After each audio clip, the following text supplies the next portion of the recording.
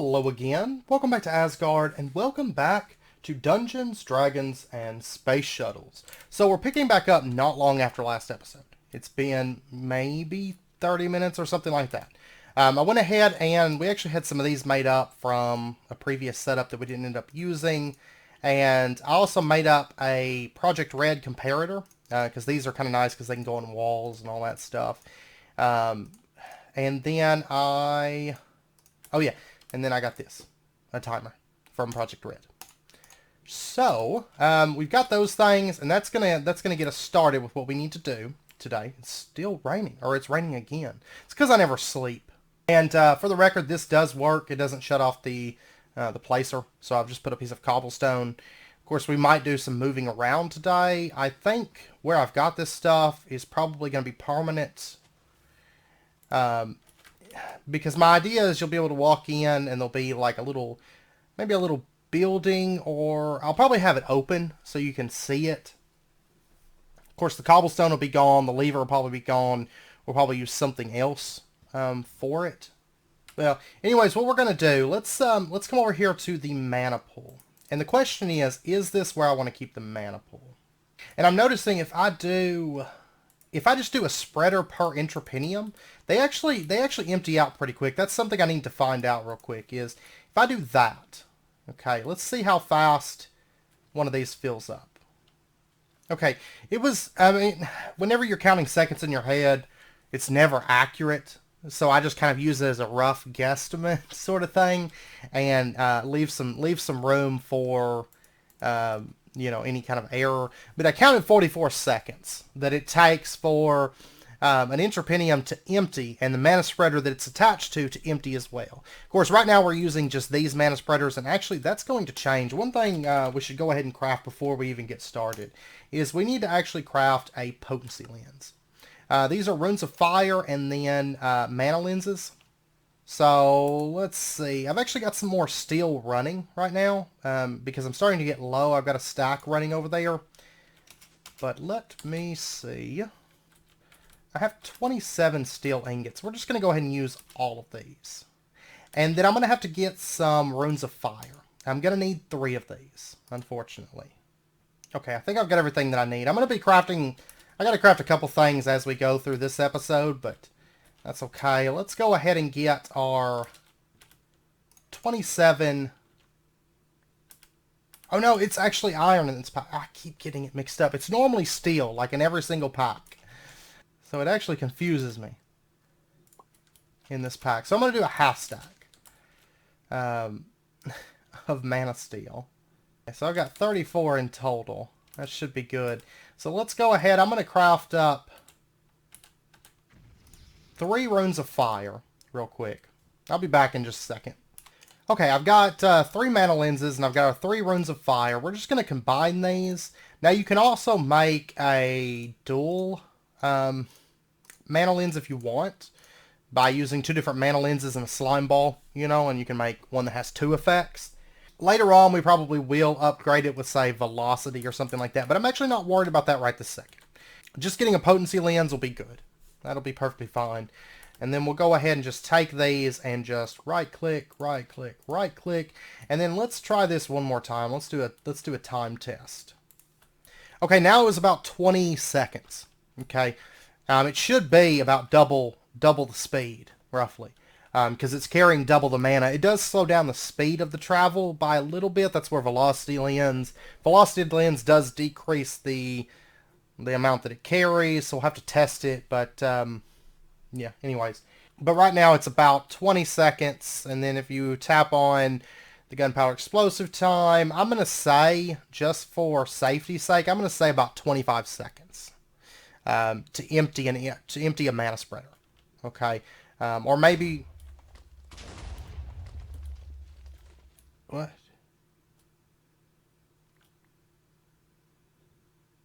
What in the world just happened? What in the world?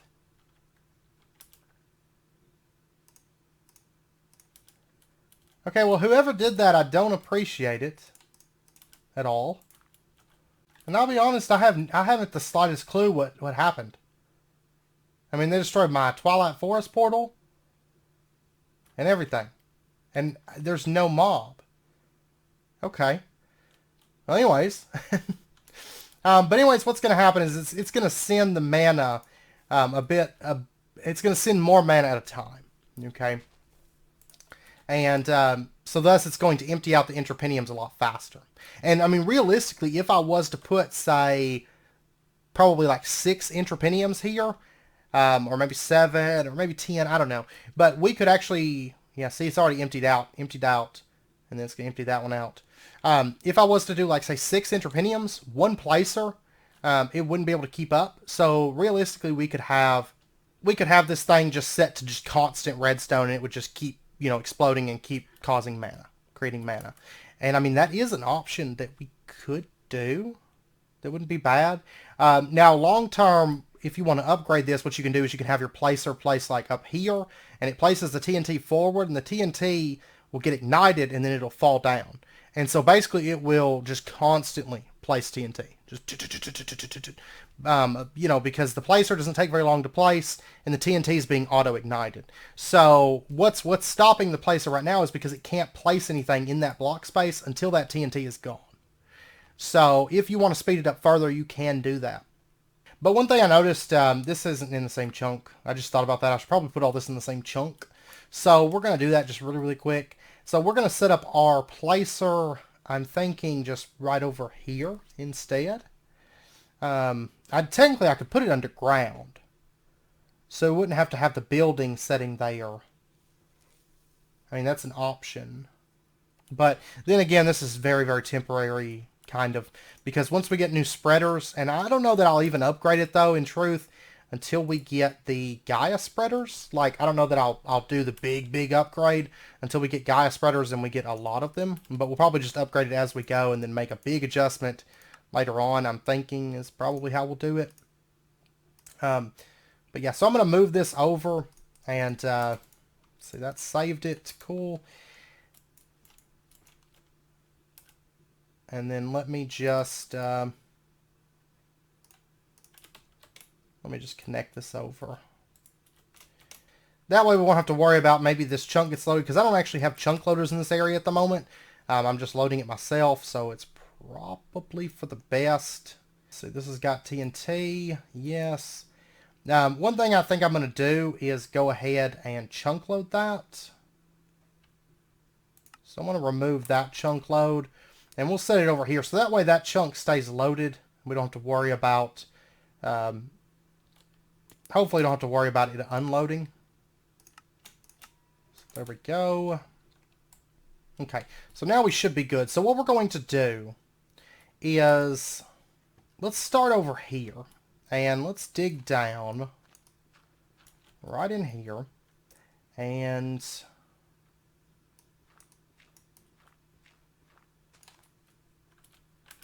let's put ourselves a comparator. No, I want to rotate that. In fact, I guess I should probably make a, a screwdriver?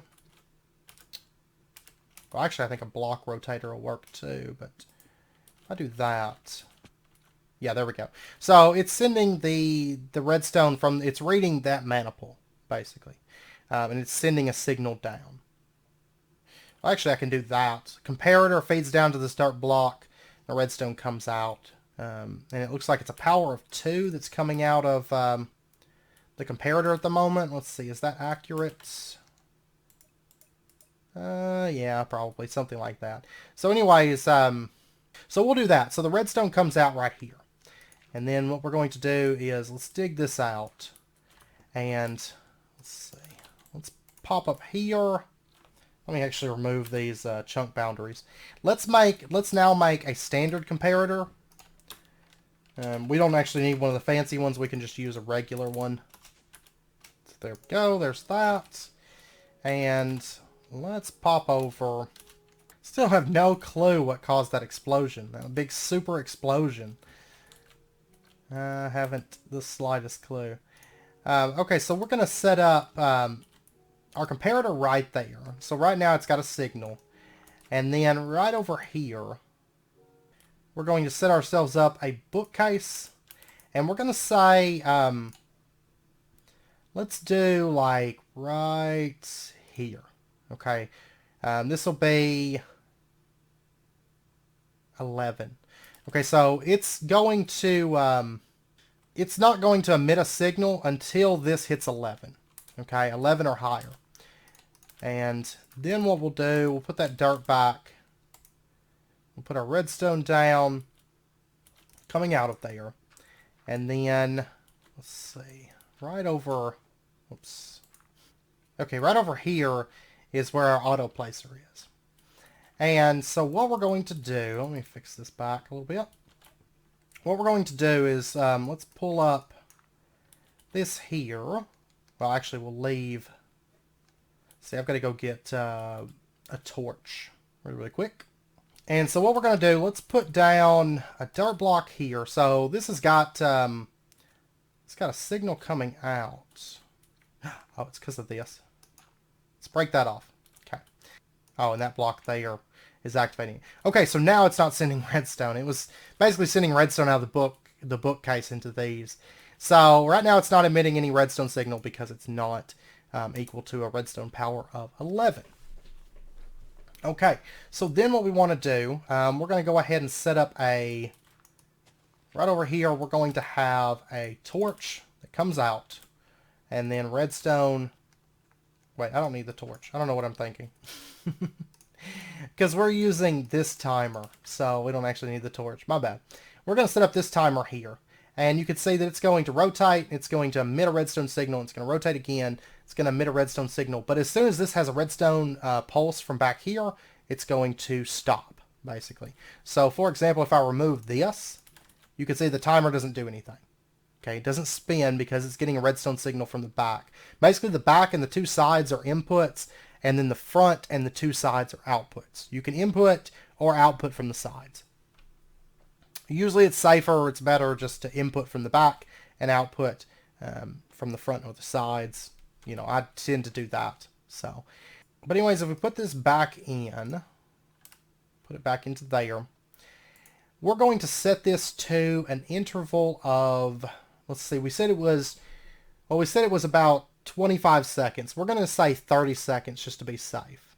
And then what I'm probably going to do is just add an extra second. Okay, so 11 seconds. Every 11 seconds, you can send a redstone pulse out. And there we go. It sends a redstone pulse, then it counts back. And we're going to say 11 seconds because we have 3 entropiums. That's where I lost a torch. I wonder why I had a random torch in my inventory. After that big, crazy, random explosion, I haven't the slightest clue what could have caused that. But so anyways, after every 11 seconds, so 33 seconds in total for the entropiums to cycle. That way we've got a little bit of leeway just in case something does happen and, you know, there's lag or, I don't know, you know, it could be a lot of different things. That way it doesn't throw down TNT and just blow stuff up, right? Because that's the biggest thing. When you're messing with this, it generates enough power that it really doesn't matter if you're getting maximum efficiency. I mean, we could tweak the system and make it really crazy, but then the issue is if you get a little bit of lag, then, you know, you've pretty much shot yourself in the foot because there's no safety precaution. So I tend to like having it just be a little bit safe, especially in a pack like this where automation and stuff's going to get crazy and our TPS is going to drop. So, and then we're going to have redstone come up out of that. And then I think what we're going to do, so I could either run the redstone over or I could use a wireless transmitter and a receiver. I don't know which one I want to do. I mean, it's really not very far that I have to run it up. So I think what I'll do is just run this over. Instead of adding another wireless redstone system, we'll just run the redstone over. So we'll just do that. Let's see, that's... Yeah, actually I won't even need any repeaters or anything at the moment. Okay, so let's pop up here. And this is within range, right? I don't think I checked it specifically from this farthest one. Yeah, I did. Okay. It is within range. Just barely, but it is within range. So, okay, you know what? I'm actually overthinking this a lot. Because this system, it's going to be temporary. So if I run that to there, I'm not sure. Yeah, that'll actually activate it. Cool. Okay, so There we go, and it blasts it. And then we're going to wait for the next one. So we're using, what, an 11-second timer. There we go. There's another one activated. And then one more. Oh, wow. Actually, that first one's already shut off by now. So we can drop the time on this quite a bit. That's a little bit safe. That's quite a bit safe. So let's go with, like, say, 9 seconds. Okay, that one's activated. Let's see. This is at 9 seconds. And then that's activated. Okay, let's drop it down to, say, 8 seconds. Really, we could probably go 7 seconds. See, it's not very long. With the potency lens, it doesn't take all that long for this to empty out these spreaders. I'm kind of watching it because it's like, it seems like it's taking like exactly 7 seconds or 14 seconds to empty these. So I don't know if I want to make it like 6.5 seconds.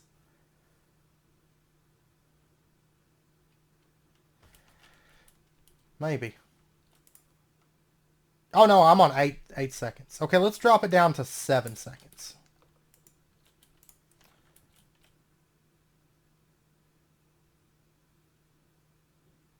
Which I think it takes... Yeah, see, it's actually finishing that blast not long after... Uh-oh. Okay, this one did shut off. It scares me. It makes me really, really nervous. Yeah, I think this is too daring for me. Let's go to, like...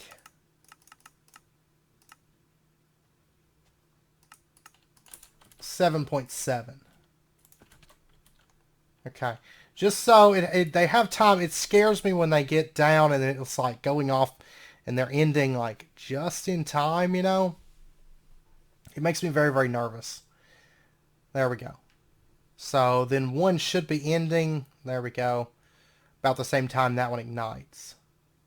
That's a little bit more comfortable for me.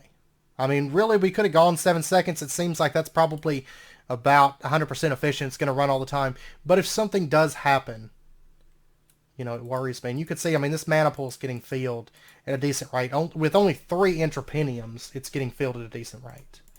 So just imagine whenever we get it up to, say, 60, 70 intrapeniums. Of course, this setup is going to change, like I said, because right now, one placer, we're not really going to be able to support more than probably like 3 intrapeniums. Maybe 4, maybe set up a 4th one and just let it run, just let it go crazy. Because you'll notice, I mean, it ignites not too long after it places it. It's a couple seconds now, but it ignites it not too long after it's placed. So, I mean, using a placer facing up like that, there's only so much we can do. But if we do it the dropping system, we'll be able to run it a bit faster and even set the pulse down to like 0.10, you know, seconds or, you know, something like that. So this will be something that we do change as we make more intrapeniums. Just I don't want to make all those runes of mana and runes of fire at the moment. So in truth.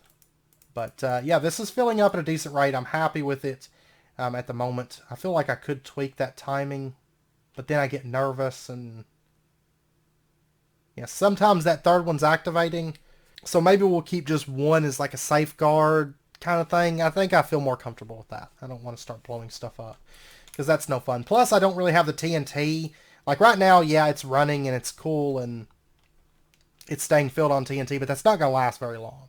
And then we're going to run out of TNT because we just don't have the TNT production at the moment to keep this thing running nonstop. It's just not, it's not going to happen, you know. But let's see, we're nearing a half mana pool, which is good. Okay, so now that that's running, we need to get this mana up here. Okay, and right now I'm just going to leave this system where it's at. Long term, it probably will get moved, but for right now, we're going to leave this as is. Okay, so let's go ahead. Let's pop over here, and I want to get a couple things. Like, eventually, we're going to have it fed into a spreader, but right now, 1 mana pool is fine, I think, and then we'll make some upgrades in due time. So what I want to do... Actually, I've got 1 mana spreader on me. Okay, we're at 32. Cool. I keep coming over here and just double checking, making sure it's running. But anyways, what we're going to do, we're going to make ourselves a splitter. Yeah, we're going to make a splitter for right now. And so we're going to need some more casting channels. So I'm going to have to make some more grouts. That's fine. I'll tell you something that's funny right now. My clay automation, it's backed up. It's the smelting that's slowing everything down. Ooh, I'm almost back up to 16... Seriously? I'm almost back up to 16 sandy bricks. Awesome. Okay, so there's our grout. I'm just going to get this stuff smelting up for right now. And then we're going to need a bunch of mana steel, a bunch of living rock, and a couple aquamarine. Which is all pretty easy. And then I think we've got most of the materials here. I am going to have to make 2 more mana pools, which isn't really a biggie. That's not a problem. I'm also going to need some more living rock. Let me go over there and mine that. I've got all that placed out. I just got to mine it up real quick. And let's see how our mana production's going. We've got over half a pool. This is probably going to shut off soon. It's at a 9 right now. So, yeah, it'll probably be shut off here very soon. I'm kind of taking my time getting this stuff put together because I want to make sure that this thing shuts off correctly. Before I leave it alone. You know what I mean? Okay, so we're still good on gunpowder. And we're still producing lots of mana. This actually hasn't taken very long, though. It does fill up very fast, even with just 3 entropiniums. So when you're using like 60 to 100 or whatever, you know, whatever we were using on Divine Journey, it's just insane mana production. And it's wonderful. And we're going to need it. We're going to need lots of mana production for that Terra Shatterer, so... okay, so we've got everything now to make our mana splitter. So there's that. And then I'm going to need... I can actually remember this at this point, because I'm going to need 3 of these. And then I'm going to need 2 bricks, and then I can make... oh, but I need 2 mana pools. And I think after this episode, I'm going to have to go mining, because I'm starting to get low on certain key things, redstone being one of them. I actually mined a little bit of redstone between episodes, but it wasn't a lot, and I'm starting to get pretty low on redstone, so I'm going to have to go do just a bit of mining. Okay, so I'm letting my bricks build back up. They're about to be building up. Well, it's got to build up all those bricks in the thing, but they're about to be building up, because I'm almost backed up on sandy bricks again until I go building. Because then it's not going to take me very long to empty back out through those. So, okay, we're at a 10 redstone. So after the next one, it should actually shut this off. And the reason I'm setting it lower, yeah, there we go. There goes the redstone. It stops the timer. And then we should stop seeing this making mana. And the reason I'm setting it as low as I am is simply because at the moment, the mana's not really going anywhere. And I want to set it low just so that it can empty out the mana that's in the spreader so that it's totally empty. Realistically, I could set it a little bit higher because right now, yeah, we're not even up to that mark. Yeah, let's set it up to 13. 13 should be safe. So we'll do that. And then it should start going again. There we go. Oh, I forget I've actually got all these bricks built up in here. I forget there's stuff in that chest a lot of times. So, let's go ahead. Let's get 4 of these. This thing actually does pump out bricks at a pretty decent rate. But it does take a little while to fill up.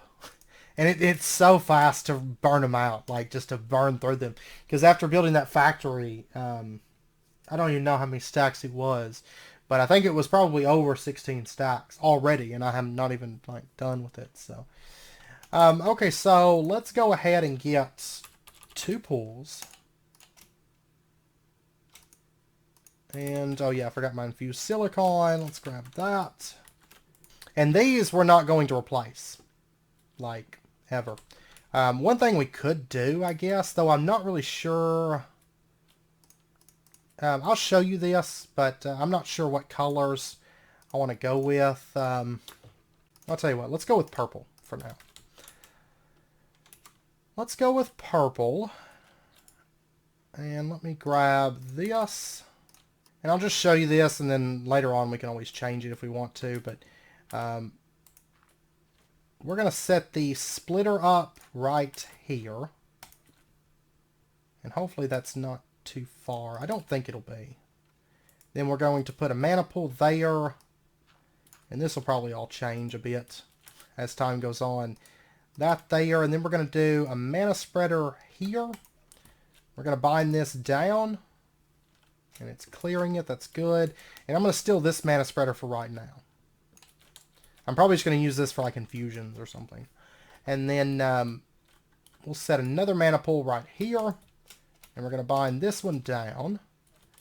And then we're going to take this and bind it to there.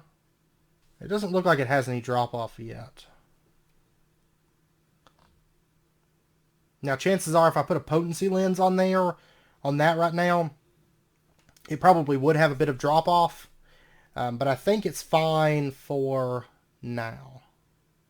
But for example, like if you want to see what it looks like whenever you have drop-off, if I was to do that, you could see right there. That's the point where we get drop-off. So they actually travel pretty far, but you notice we don't have that on this. So that's one thing to check. Of course, the better spreaders, the longer the distance that you can send stuff. So it looks like this has stopped running, and we're down to 25 gunpowder.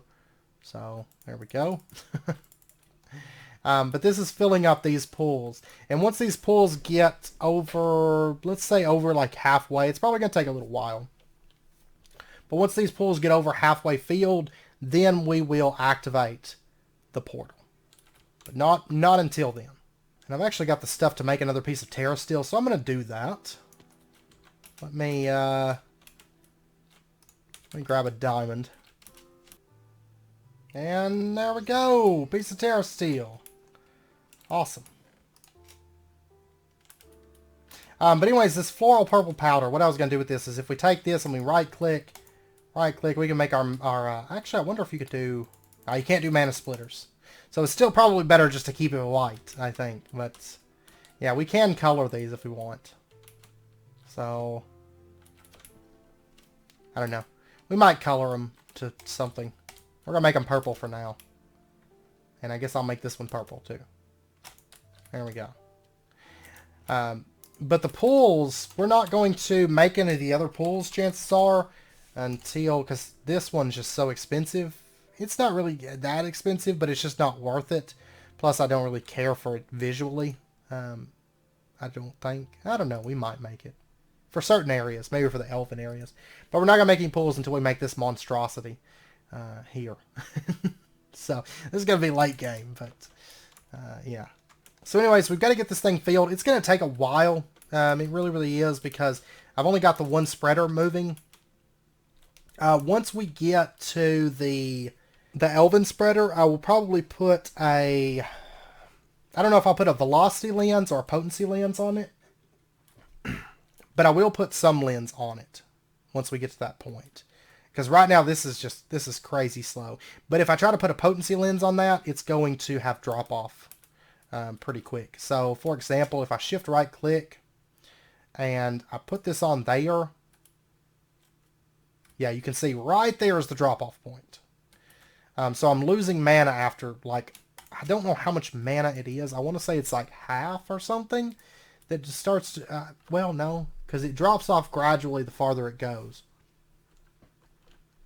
But I'm not sure. But anyways, I start losing mana after that point. But once I upgrade to the elven spreader, I'll be able to put a potency lens on here and not have the drop off. You know. So we will put a potency lens on here and then maybe a potency velocity lens. We'll see. Once we get to that point. But this is actually building up gunpowder fast enough that it should keep up. Yeah, there we go. It's going to start activating now. It's probably going to get all three of them running before it says, okay, I've got enough mana now. We'll see. No, actually, it just ran the one. Okay. That's fine.